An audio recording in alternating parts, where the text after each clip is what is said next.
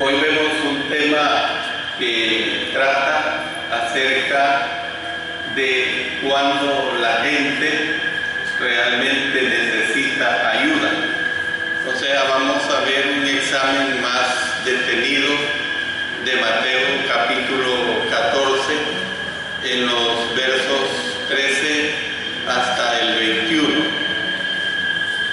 Parecerá en lo que ustedes van a oír varias repeticiones de lo que anteriormente hemos estado estudiando, pero la aplicación que tiene esta lección es verdaderamente muy confortante y muy animadora, sobre todo cuando se nos incita de parte de nuestro Señor a ayudar a las personas que están en esta situación de ayuda. Por eso vamos a ver cuando la gente realmente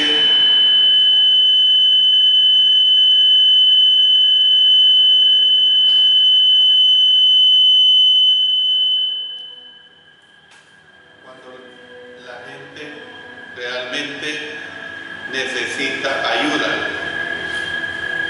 Uno de los milagros más significativos del Señor Jesucristo es que Él corrientemente, en una forma sencilla, se proyectó a través de este milagro. Y por eso digo que uno de los milagros más significativos del Señor Jesucristo es el que se conoce como la alimentación de los 5,000.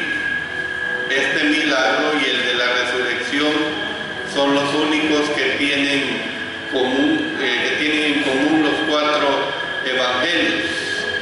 O sea, están considerados en los 4 evangelios.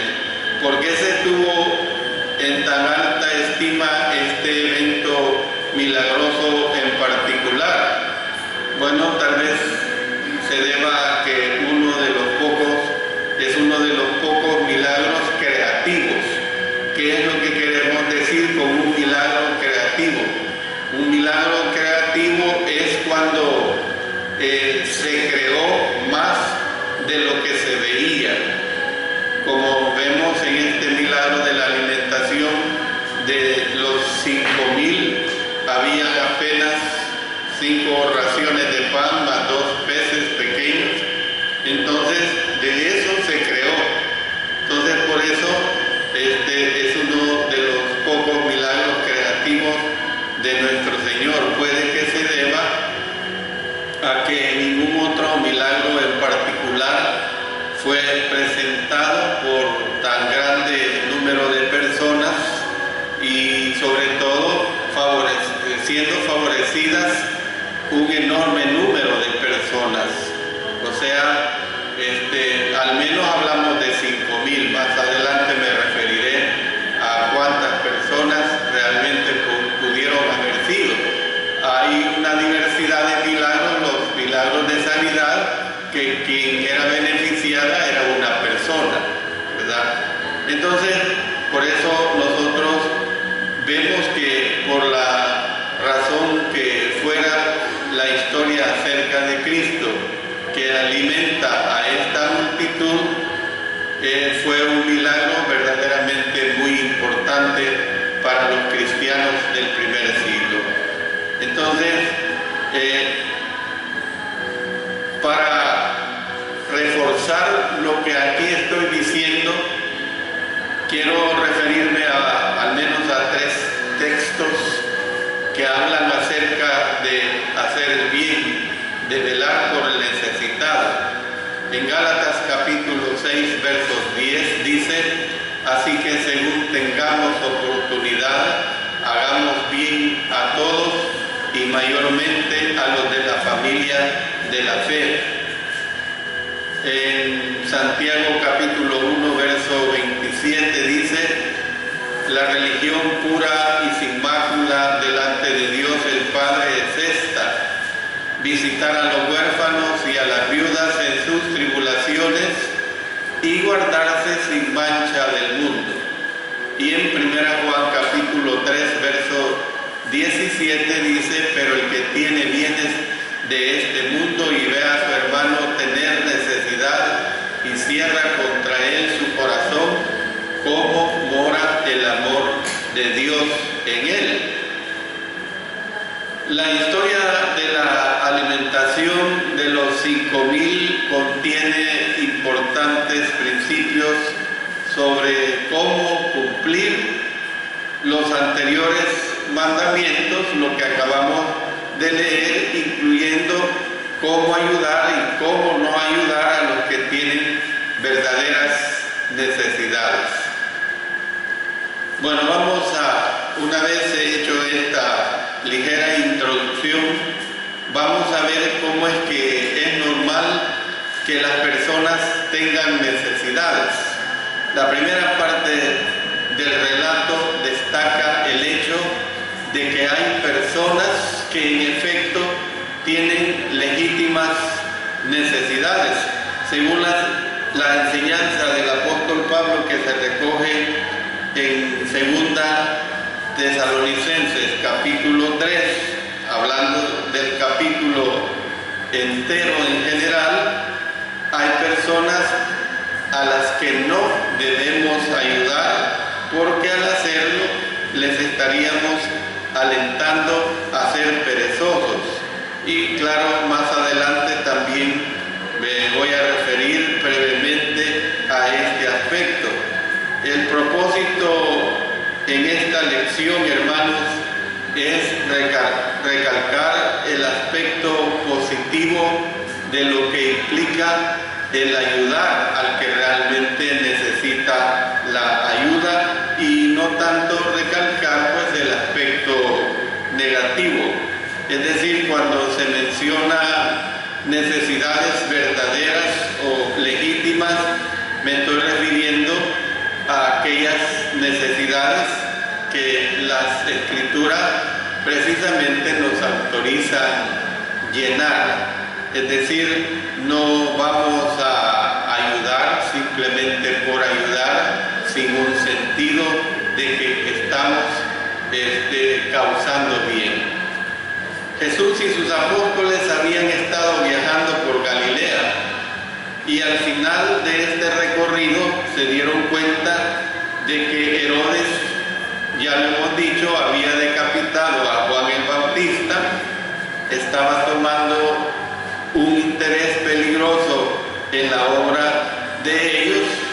Entonces Cristo, hermanos, propuso a los 12 salir hacia la ribera oriental del mar de Galilea.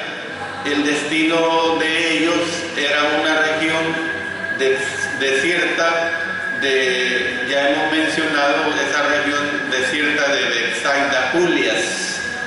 Ya he mencionado de que solo había una ciudad o pueblo que era Bethsaida, pero aquí nos referimos a Bethsaida, Julias, que estaba a unos 11 kilómetros al otro lado del extremo del mar de Galilea. Es probable que viajar en barca por mar fuera un evento para ellos sin mayores consecuencias, sin mayores sobresaltos.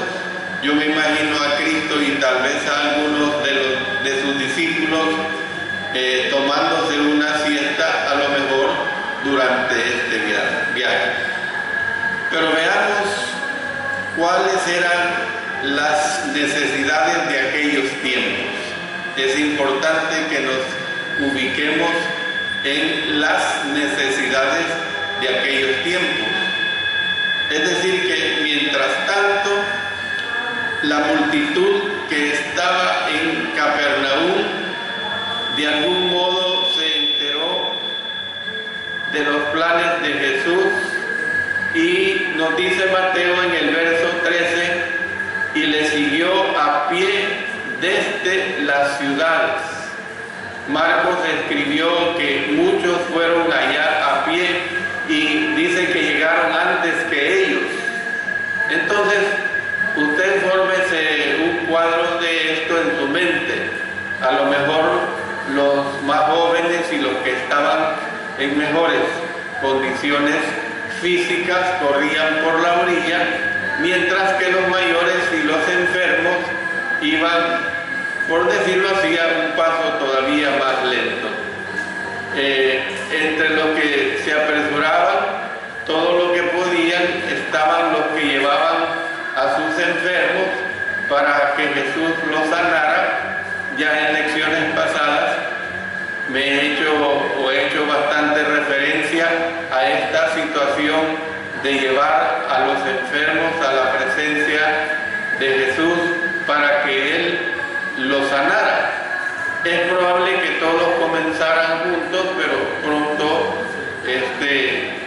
aquella multitud se iba acrecentando, hacía fila pues alrededor del extremo norte de ahí del mar. Entonces, cuando la barca de Jesús llegó a la orilla, se habla pues de que una multitud ya estaba esperando ansiosamente su llegada. Entonces, la pregunta es, ¿se quejaron los discípulos cuando vieron a la multitud? Bueno, no hubiera sido nada raro, pues estaban cansados, estaban hambrientos, había sido una jornada bastante dura y a lo mejor necesitaban estar a solas con Cristo, pero aquí, hermanos, aquí estaba la siempre presente y exigente multitud. Usted puede imaginarse cómo pudieron haberse sentido, y esta es una situación normal. La respuesta de Jesús fue diferente de la que habría sido la mía, la de cualquiera de nosotros al estar en semejante situación. Dice la Escritura ahí en el verso 14 de Mateo 14 que tuvo compasión de ellos porque eran como ovejas que no tenían pastor. Lucas escribió que les dio la bienvenida, dice. Les dio la bienvenida. No fue que los soportó, sino que los toleró. Es decir, les dio la bienvenida. Esto, hermanos, es maravilloso de parte de nuestro Señor, porque la faena de todo el día había sido dura. Luego, la multitud, vuelvo a repetir, quedémonos por el momento con 5,000, es enorme.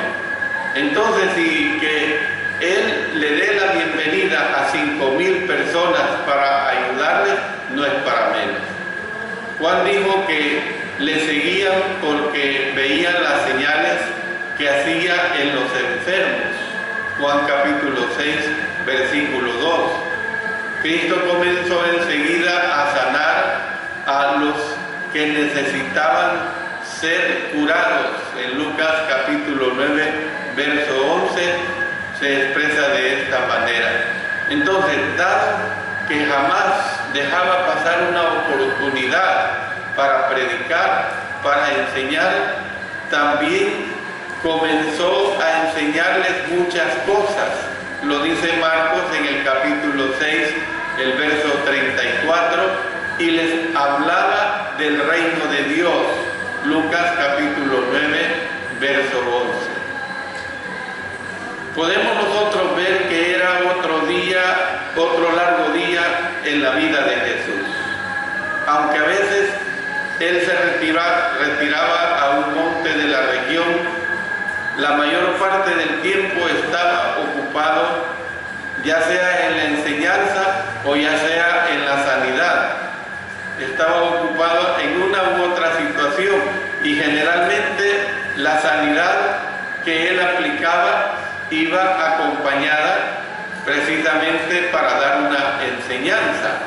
Entonces, mientras tanto, la multitud siguió creciendo. Más adelante se dijo que la multitud era como 5.000 hombres, sin contar las mujeres y los niños. Verso 21 de Mateo capítulo 14. Aunque se han hecho diferentes cálculos que incluyen a las mujeres y los niños, bien pudieron haber habido entre 10 y 15.000 personas presentes.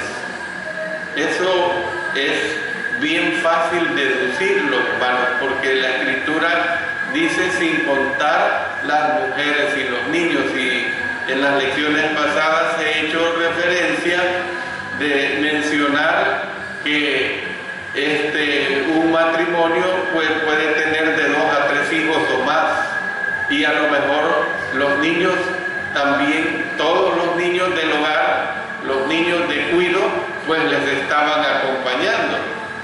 Durante todo el día Jesús alimentó espiritualmente a las personas, pero al llegar la noche, note,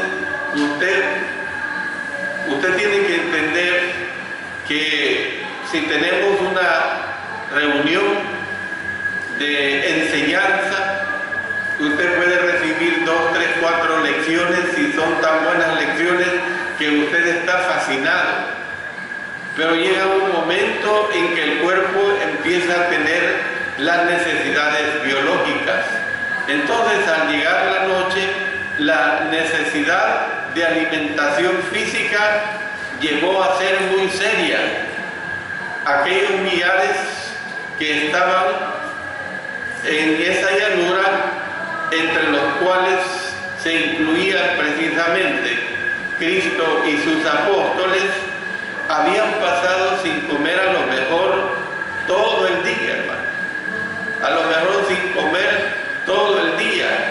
Y vuelvo a hacer referencia, usted puede estar en un ambiente espiritual, en recibir tan buenas enseñanzas que por unas horas a usted se le olvida la alimentación, pero llega un momento que la necesidad del apetito ataca al cuerpo humano. ¿Se imagina usted 10.000 estómagos hambrientos gruñendo todos a un mismo tiempo con la necesidad de hambre? La forma tan repentina como salió de Capernaum el Señor, y precisamente la respuesta impulsiva de la multitud, no le habrían dado tiempo a todas estas personas, ni aún al Señor mismo, ni sus apóstoles, sus discípulos, para prepararse para el viaje.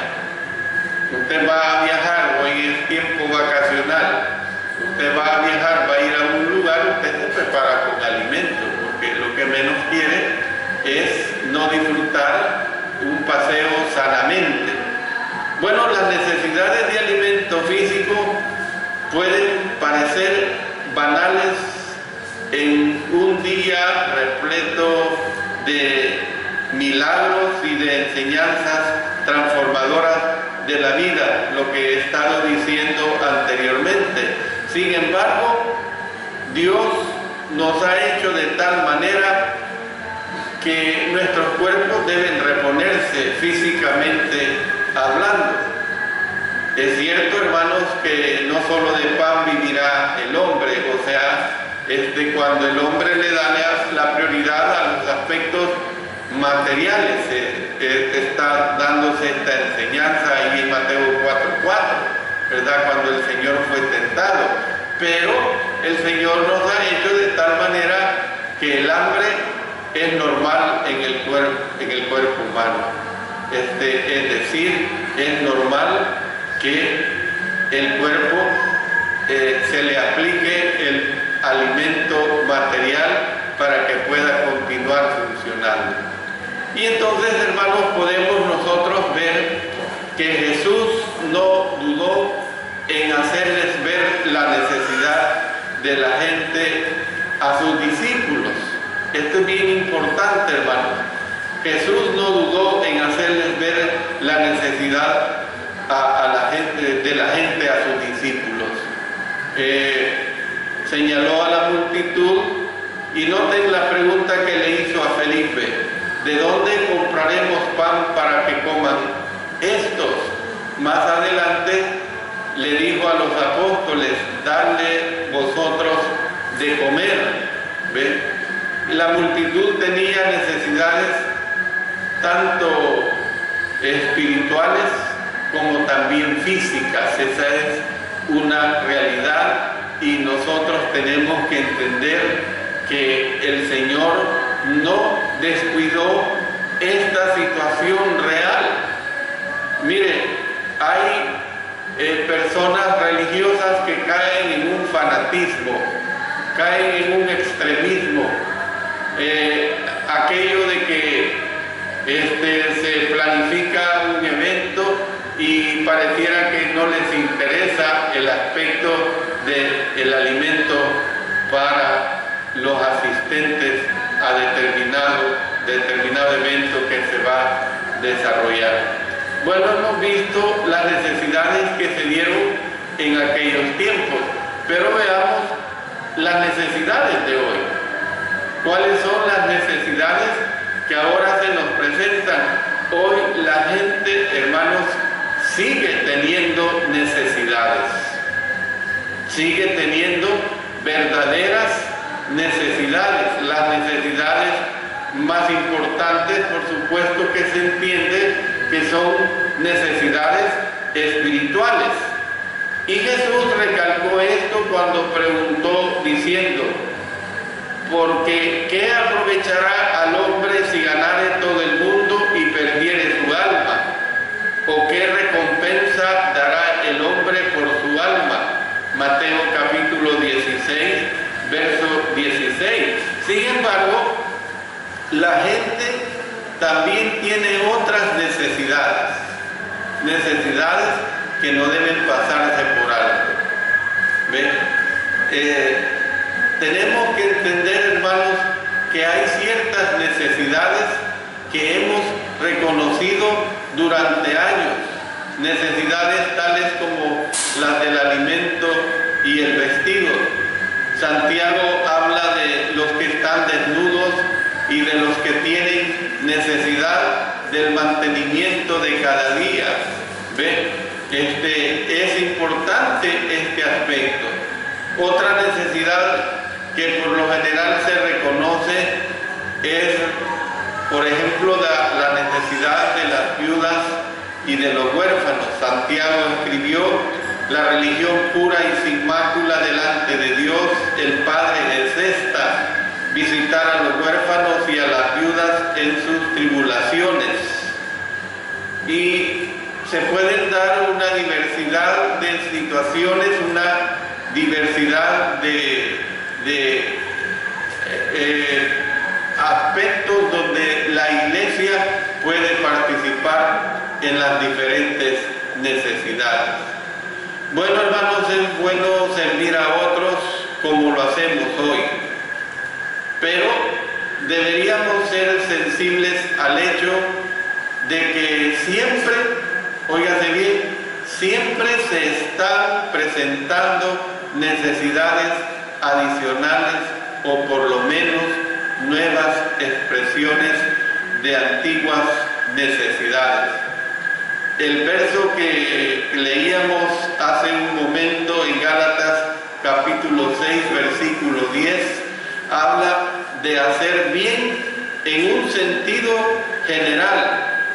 En Primera Tesalonicenses capítulo 5 y el versículo 14, noten lo que allí se está expresando, que dice de esta manera: también os rogamos, hermanos, que amonestéis a los ociosos, que alentéis a los de poco ánimo, que sostengáis a los débiles, que seáis pacientes para con todos.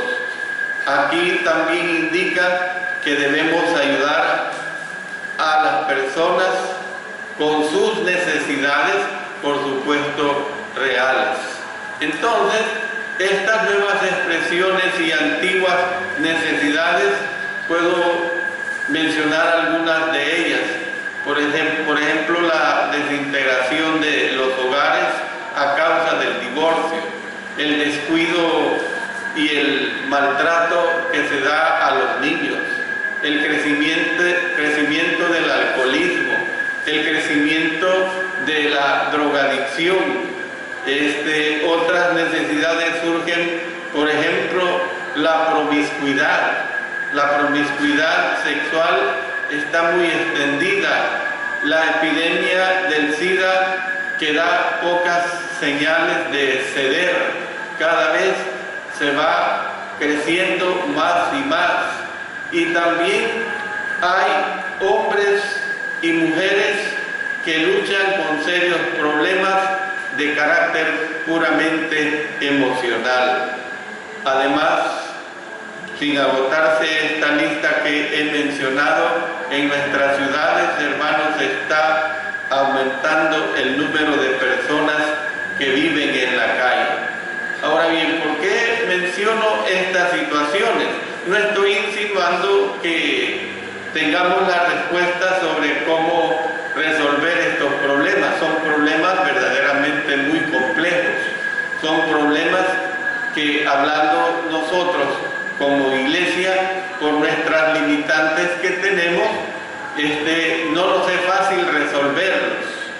Pero sí, nosotros tenemos que hacer nuestra parte. Tampoco estoy sugiriendo que como congregaciones que somos deberíamos elaborar programas para hacer frente a estos desafíos que realmente no los podemos enfrentar por las limitantes que nosotros tenemos. Pero ¿qué es lo que estoy insinuando, lo que estoy diciéndole a ustedes? Lo que estoy tratando de hacer es recalcar que las necesidades existen y que las hay de toda clase. Las necesidades existen y las hay de toda clase. Son verdaderas, son legítimas y nosotros como cristianos podemos ayudar a llenarlas. ¿Cómo podemos hacerlo? Dentro del círculo del cual nosotros nos desarrollamos, dentro del círculo del cual que nosotros nos desenvolvemos, dentro de la necesidad que existe congregacionalmente, y si el Señor nos lo permite, ir un poco más allá de lo que podemos hacer.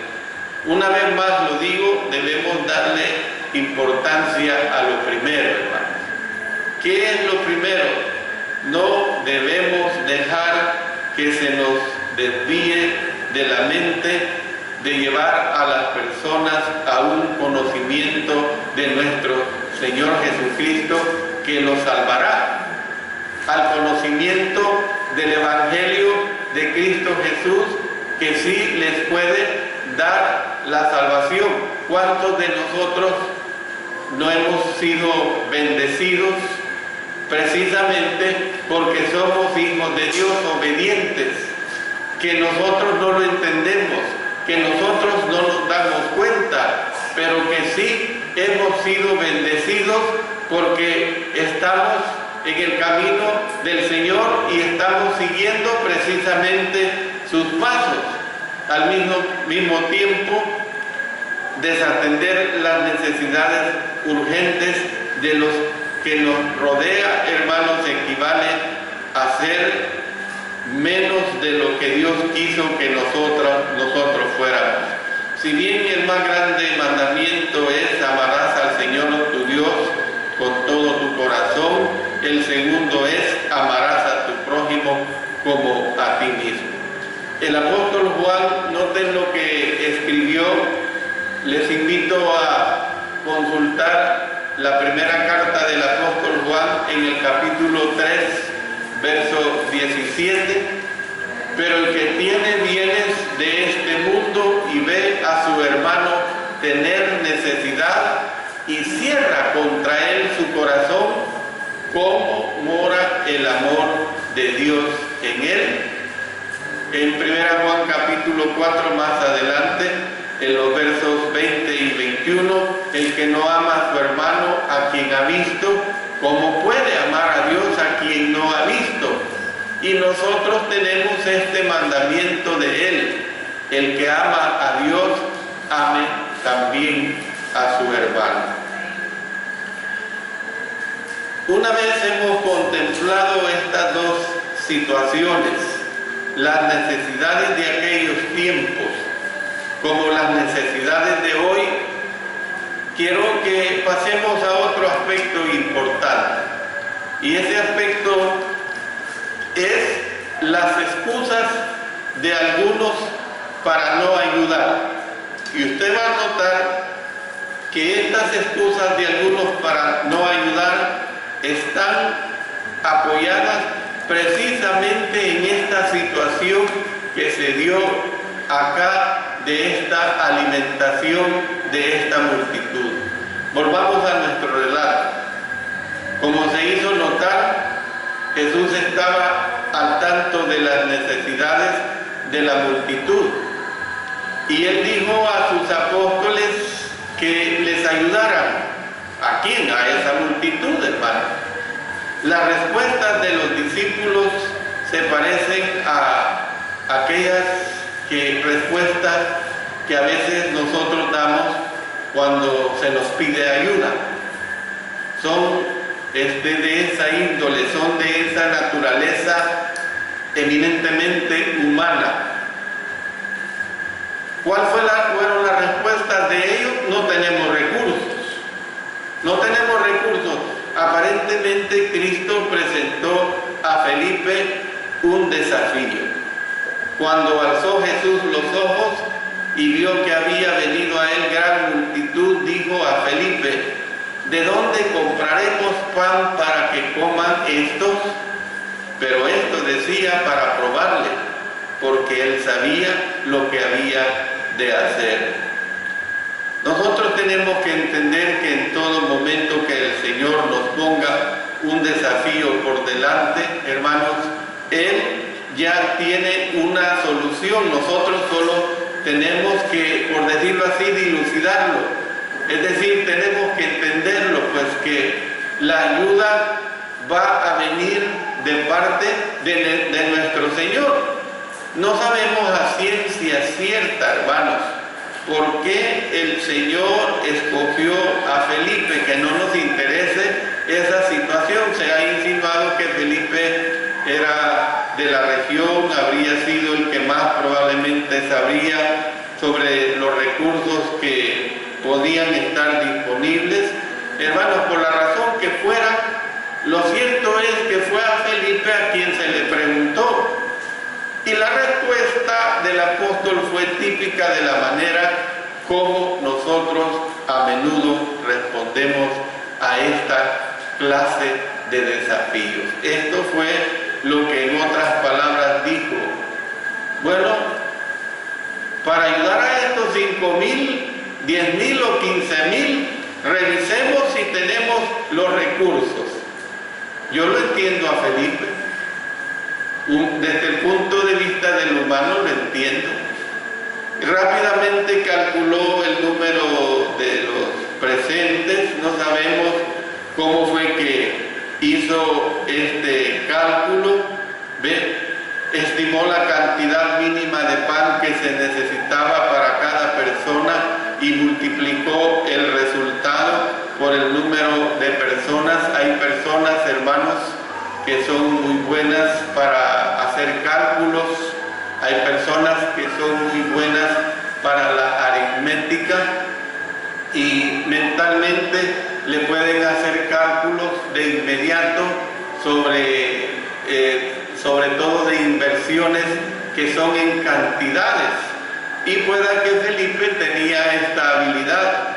Después calculó el precio que tenía el pan en ese momento, lo multiplicó por la cantidad de pan que necesitaba. Luego dio a Jesús el resultado final diciendo: 200 denarios de pan no bastarían para que cada uno de ellos tomase un poco.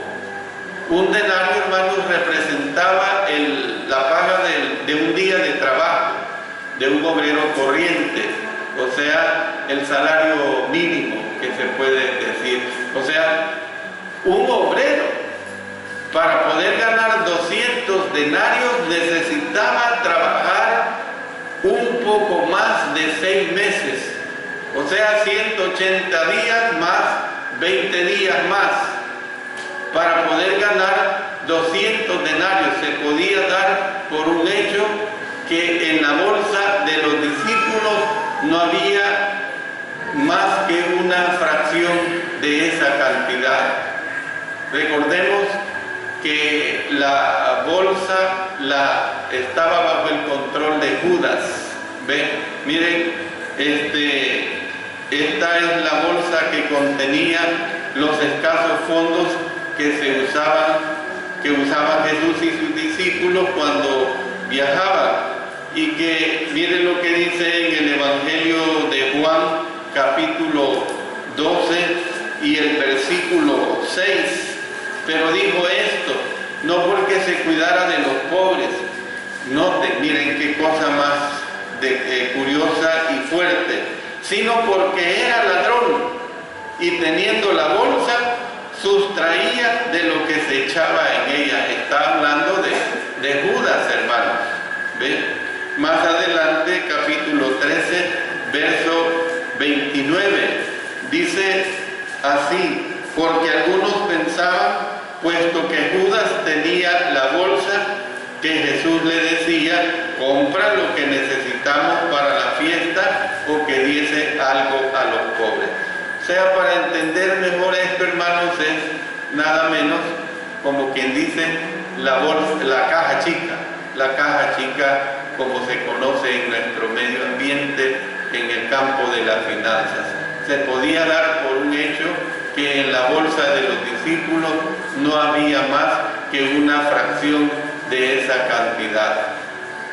Y preguntémonos, ¿no es cierto que a veces parece o nos parece que la respuesta a todos los problemas es en base al dinero, hermanos? ¿No es cierto que nuestra primera respuesta a una necesidad consiste a menudo en comprobar la cantidad de dinero que tenemos? Muchas veces, y en una forma muy continua, así procedemos nosotros. Bueno, si es un desafío personal, puede que respondamos diciendo, sencillamente no tengo el dinero, y como no tengo dinero no lo puedo hacer. Si lo es para la congregación, puede que digamos, hermanos, bueno, no asignamos nada para esto en el presupuesto, ¿verdad? Y una forma como a menudo fallamos cuando nos vemos enfrentados a una tarea enorme, por decirlo así, es ver solamente nuestros propios recursos en lugar de confiar en Dios, cuyos recursos, hermanos, no tienen límite. Y este caso de la alimentación de estos 5,000 es un ejemplo verdaderamente valioso. Se ha dicho en relación a la obra del Señor que los cristianos muchas veces adolecemos de una parálisis de analizar lo que realmente podemos hacer. Hay quienes creen que su ministerio consiste en señalar por qué este plan o aquel otro no funcionará. O sea, más hablar acerca de lo negativo que lo positivo, que los resultados que se puedan obtener. Bueno, fíjense bien, las excusas de algunos para no ayudar: no tenemos los recursos. Veamos una segunda excusa. Ustedes han notado que me he dirigido primeramente en todos estos minutos últimos que he estado hablando, no tenemos los recursos. Pero hay una segunda excusa: no es problema nuestro. Como quien dice, si ese no es mi problema, no es problema nuestro. Más adelante todos los apóstoles se vieron enfrentados a las necesidades de las masas. Y nuevamente nos podemos ver a nosotros mismos en la respuesta que ellos dieron. Dice, pero el día comenzaba a declinar. ¿No creen que así pensamos nosotros cuando ya las 5 de la tarde empieza y ya va a llegar la oscuridad? Entonces, y cuando algo no lo hemos terminado, empezamos a preocuparnos. Dice claramente aquí, pero el día comenzaba a declinar y acercándose los 12 le dijeron, miren, no es nuestro problema, les dije, ¿verdad? Miren qué le dijeron, despide a la gente para que vayan a las aldeas y campos de alrededor y se alojen. ¿Ve? O sea, ha llegado la hora de comer. ¿Y cómo les vamos a dar de comer? Despídenlos, que vayan a las aldeas, que busquen ahí comida, que ahí busquen dónde alojarse. ¿Ve?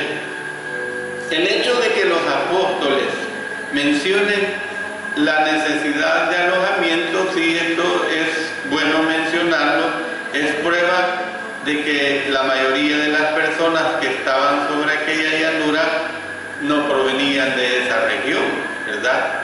No es como algunos de ustedes que viven aquí nomás, pues pueden llegarse las 7, 8, 9 de la noche y saben que sus casas están a unos pocos pasos. No, se entiende esta situación.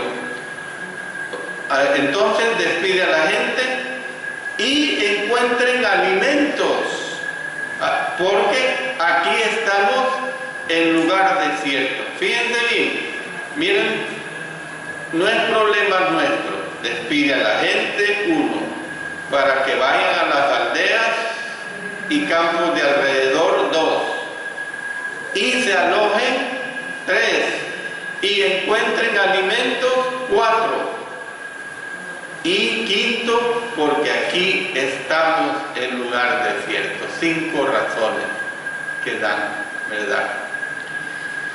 La solución que sugirieron, y entiéndase solución entre comillas, hermanos, fue algo menos que práctica. Imagínense la confusión que hubiera tenido lugar cuando 10,000 a 15,000 personas se esparcieran por las pequeñas ciudades y aldeas de la región. Sería un caos lo que se desataría si varios millares de personas hambrientas, los hombres con sus mujeres y sus niños, 15,000 personas, hermanos, llegaran de repente a y aquí cabe el epíteto y el calificativo, a la pequeña ciudad de Quesaltepeque. Solo imagínense el parque con 15,000 personas arremolinadas con hambre, pidiendo comida, hermanos. ¿Ven? ¿Por qué hicieron tal sugerencia los discípulos?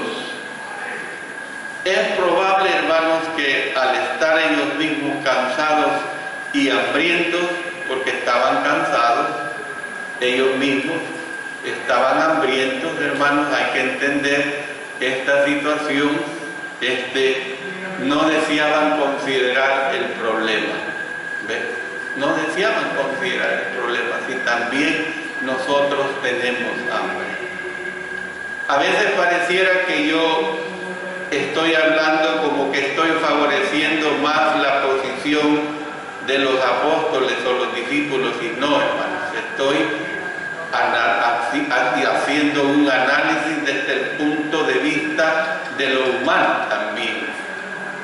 Lamentablemente esta es a veces la solución, otra vez se lo digo entre comillas, que ofrecemos nosotros cuando nos vemos enfrentados a personas con necesidades. Les decimos, Ustedes retírense, resuelvan sus propios problemas, resuelvan ustedes mismos su situación. No es asunto mío, no quiero molestias. No nos gusta que nos molesten muchas veces las personas. No deseamos cargar con los problemas de los demás. Una vez más, hermanos, tenemos que entender que muchas veces hemos sido responsables de esta situación. Una vez más, tenemos que entender que hemos sido culpables de actuar de esa manera. Pero miren, viene la tercera excusa. Primera, no tenemos los recursos. Segunda, no es problema nuestro. Y en tercero, hermanos, no se lo merecen. No se lo merecen. Como quien dice, si son pecadores. ¿Ven? Los apóstoles podían haber dado razones adicionales para no ayudar a la multitud. Por ejemplo, podían haber dicho, no se merecen nuestra ayuda, en realidad no están interesados ellos en los asuntos espirituales. Y era normal eso, ustedes recuerdan